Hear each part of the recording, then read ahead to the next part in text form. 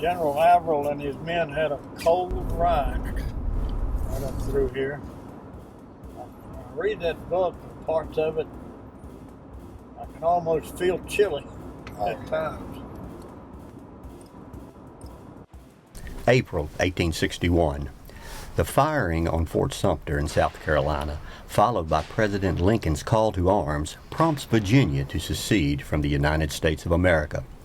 The great and destructive American Civil War has begun.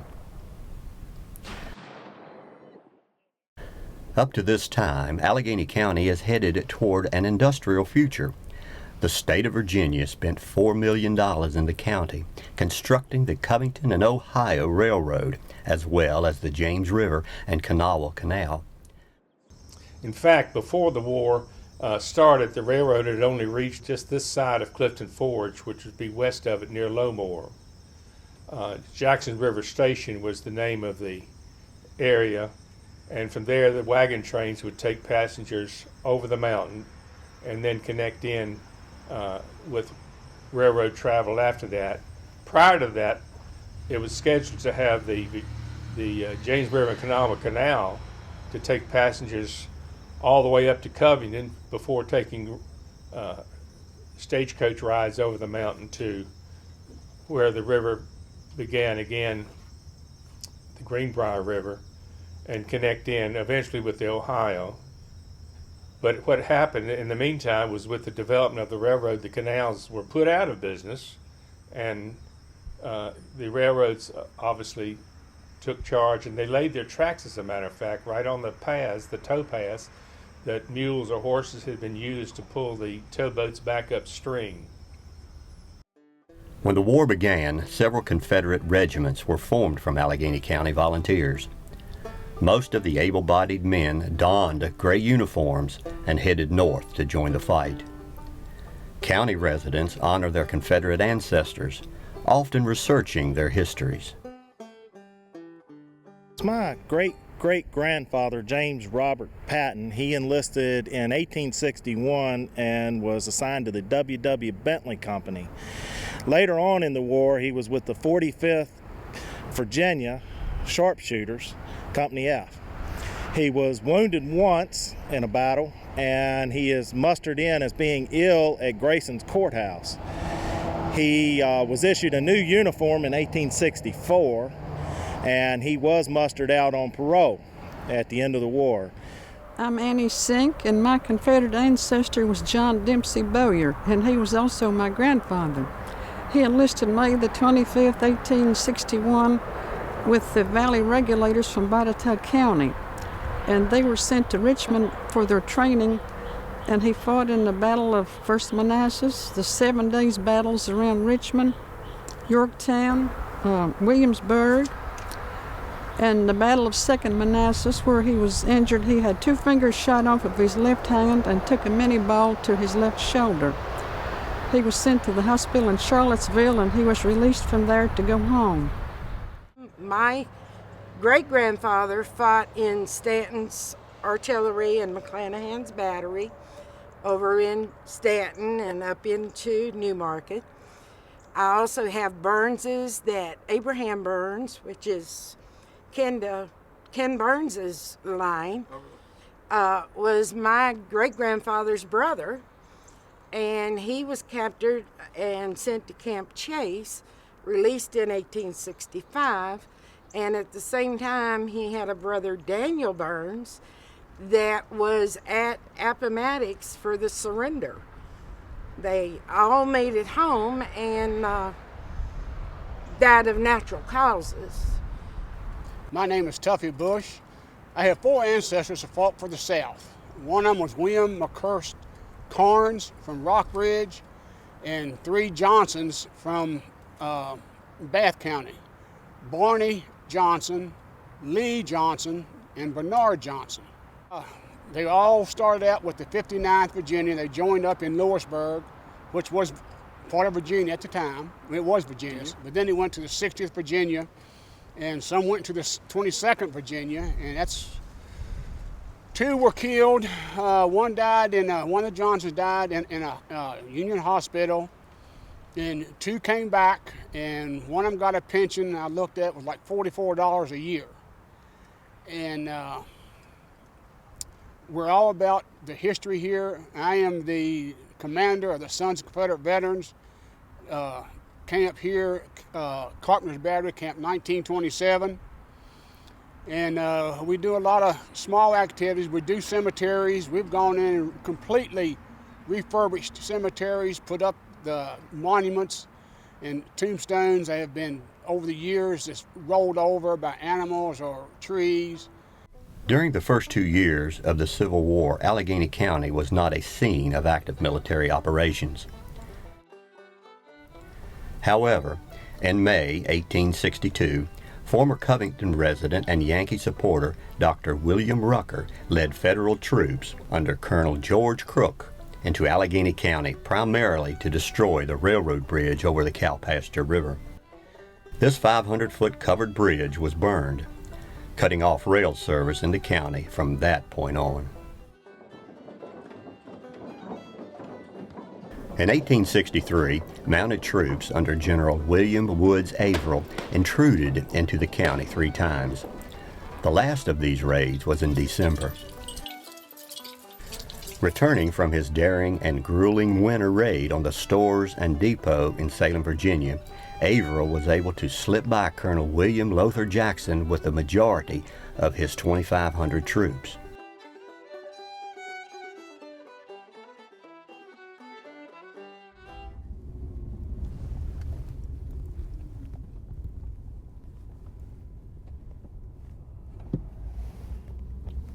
So do you figure that they stopped at Humpback Bridge?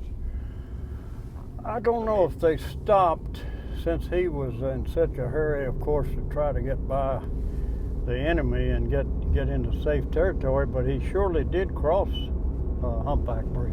That would have, and why he didn't burn it, I guess maybe he thought it was such a unique bridge, and he had already escaped Mudwall Jackson and his group. It was in 1863 when General Averill's troops came through Covington. It was cold winter time. Food was very scarce, and when they got here, a number of the soldiers entered into the old Scott Hammond home place on what was then Bath Street. It's now Main Street in Covington.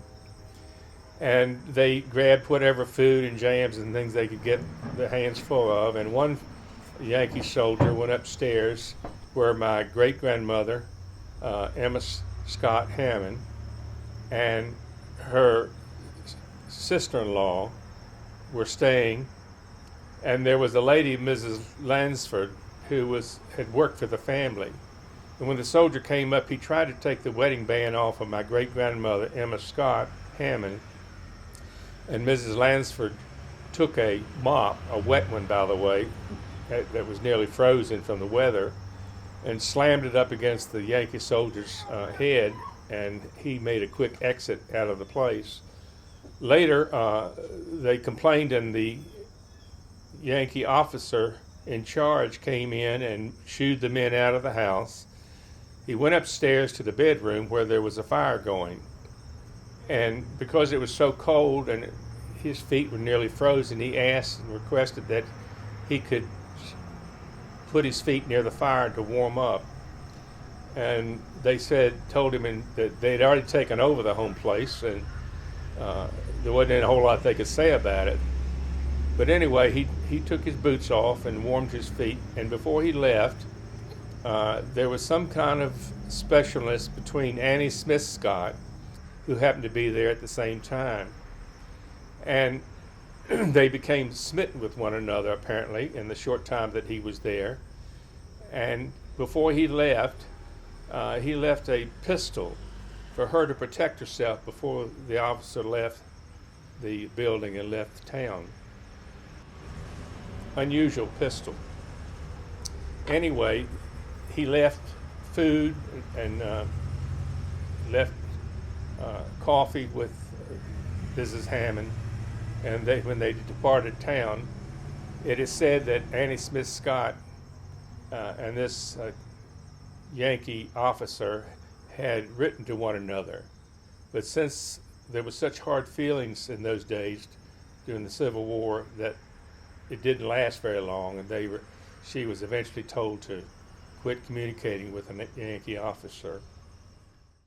The majority of Union General Averill's horsemen sneaked around the Confederate barricade and took control of the Island Ford Bridge, the seemingly only way across the flooded, ice-filled Jackson River. However, Averill's rear guard, wagon train, and ambulances were cut off by Jackson. Hospital steward Theodore V. Brown, a German immigrant, described their plight. My horse had during the march contracted what in that section is called the mountain scratches, and was so lame that I had to lead him all the previous night. He was now shot, and I took possession of one of the mules belonging to the burnt ambulances. Mounted on my new charger, a means of transportation I had no former experience with, and not the slightest confidence in, I rode down to the river and saw the 14th Pennsylvania begin to cross. I heard the colonel in command caution his men, who were already somewhat weak from hunger and fatigue, not to look down at the raging water, but to look way ahead, or they would become giddy. I saw one after another 7 horses and their riders swept down the river and drowned, without one man so much as turning his head to look after them. Fine prospect that for a man of my size, mounted on a new and strange animal, between whom and myself there existed as yet no bond of sympathy or congeniality. How would I get across that Stygian river, ice floating on it? I determined not to attempt to cross, but to try to make my way back to our lines by hiding during the day and traveling at night, or, if necessary, give myself up to the rebels. The last man of the regiment had crossed, and I thought I was the only Federal left on that side, and was about to make bout face and strike out on my own hook, when up came a final rear guard, consisting of a captain and 24 men. Well, Stewart, what are you doing here? I told him by fears and purposes. I'm very sorry, but my orders are to make every man cross. You will have to try it. So in I went, mid about as much hope of reaching the other side as I had of reaching heaven. In went the mule, neck stretched forward, ears straight to the front, deeper and deeper, until he began to swim. I simply slackened the reins and shut my eyes, and the first thing I knew I was on dry land. And the little mule stood there with as much nonchalance as if he could perform such a feat as that 20 times before breakfast. Theodore Brown, Hospital Steward. The Yankees escaped, all but 138 who were captured or perished on the return from Salem. The raid left Covington more isolated, with both bridges destroyed. Jackson's 600 freezing and hungry Confederate troops were not local men and also inflicted hardship on the community. The report of Confederate Major Edward McMahon tells of their actions. To Major General Samuel Jones, Sir, the enemy escaped through this place on the evening of the 19th and the morning of the 20th. Great indignation is expressed by the citizens of Covington. They report that when Colonel Jackson's men entered the town after Averill's retreat, instead of gathering up the stragglers, the soldiers were running about plundering and gathering up property abandoned by the enemy. The citizens are demanding a War Department investigation into these matters. The whole community is in a state of great excitement. Major Edward McMahon, Quartermaster. As my father told me many years ago, my folks were from the Garden Mountains over in Botetourt County. They lived up on top of the mountain. And when my grandmother was a small child, approximately 8, the Yankees came through and they took everything that they had that they could use. And they hid their valuables in order to keep the Yankees from getting what little ones they had. It was hard because, I mean, it was just a farm. It was anything that you would normally do on the farm, the women had to do. They had to take care of all the animals. They had to take care of all the butchering, everything. You know, but my grandmother would teach me things that, The crops. Yeah, they had to do everything. You know, it wasn't, they had anybody that was there that was old enough, any males were all fighting.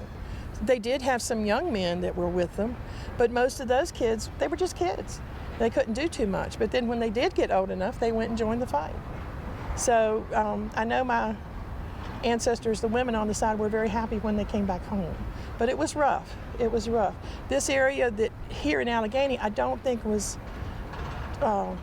destroyed as much as it was up through the Shenandoah Valley and stuff that Sheridan did. So they didn't have, thankfully, they didn't have that hardship. But they still had the hardship of getting their men back, you know, getting things going, seeing who was still living and who wasn't, you know. It took those men a long time to come from Maryland and walk. They didn't have horses and there weren't trains. They basically walked the whole way. But the women basically just held the fort down, kept things going until the men got back. Amen. Many thousands of Virginians died in the war. Many lives were altered, most for worse, some for better. The stories still linger, still emerge, still teach and inspire us. By 1870, change and prosperity are blossoming in the area. Clifton Forge is established as a major railroad repair yard. The railroad pushes through to Huntington, West Virginia in 1872, and Alleghany County's boom years have begun.